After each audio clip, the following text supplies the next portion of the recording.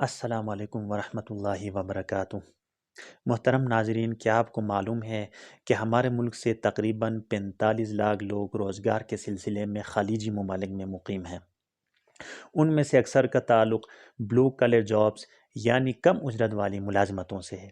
اس بات میں کوئی شک نہیں کہ یہ ہمارے وطن کے وہ عظیم سپوت ہیں جن کی خون پسینے کی کمائی کی وجہ سے ہماری اٹھتی گرتی معیشت کو مستقل طور پر سہارا مل رہی ہے۔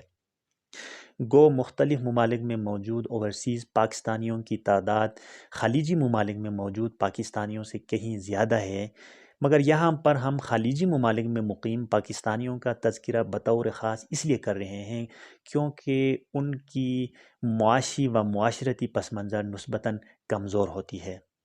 یہ بات ہم سب جانتے ہیں کہ انسان جب روزی روٹی کی خاطر گھر بار چھوڑ کر دیار غیر میں چلا جاتا ہے تو اس کو قربانی کے طور پر بہت سی چیزوں کی قیمت چکانی پڑتی ہے۔ 2، 2.5 یا 3 سال تک مستقل طور پر گھر سے غیر موجودگی انسان کو بہت سے پرلطف مواقع سے یکسر محروم کر دیتی ہے۔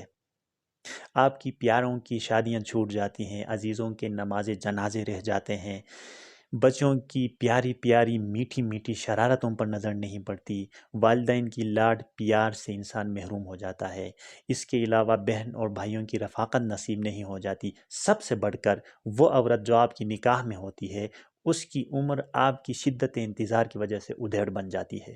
مذکورہ قربانیوں کو ایک طرف رکھ کر یہاں پر صرف ایک قربانی کی بات کرتے ہیں۔ میں جس قربانی کی بات کر رہا ہوں اس کی قیمت سب سے زیادہ مہنگی ہے۔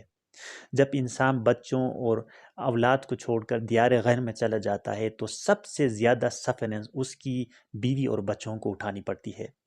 کیا آپ کو معلوم ہے کہ جب ایک بچہ پیدا ہوتا ہے تو پیدائش سے لے کر اس کی بلوغت تک اس کے آس پاس اس کے والد صاحب کی مستقل موجودگی اس کی معاشرتی ارتقاء اور نفسیاتی ارتقاء کے لیے کتنی شدید ضروری ہوتی ہے؟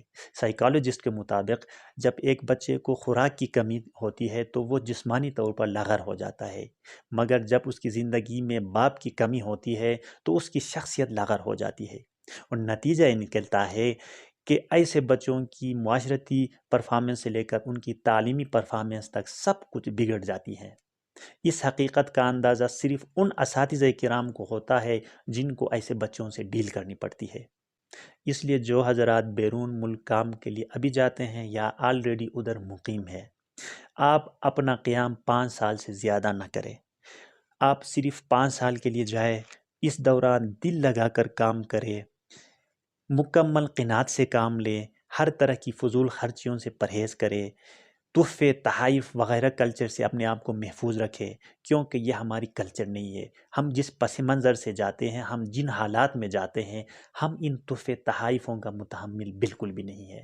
یہ امیروں کا کام ہوتے ہیں، تحفے تحائف امیر دیا کرے۔ آپ صرف 5 سال ادھر گزارے، اگر آپ قناعت سے وہاں پر 5 سال گزاریں گے تو آپ کے پاس ایک خوبصورت بچت آ جائے گی۔ اس بچت کے ساتھ وطن لوٹ آئے، یہاں آ کر سب کچھ کرنے سے پہلے ایک بہترین کاروبار سیٹ کرے۔ یقین جانیے، اگر آپ کاروبار سیٹ کریں گے تو آپ کی زندگی سنور جائے گی، آپ کی اولاد آپ کے نظروں کے سامنے پرورش پائیں گے، آپ کا پل پل آپ کے بیوی بچوں کے ساتھ گزر جائے گا، اور نتیجہ یہ نکل لگا کہ آپ کی معاشی و معاشرتی مسائل مستقل طور پر حل ہو جائیں گے۔ Thank you very much.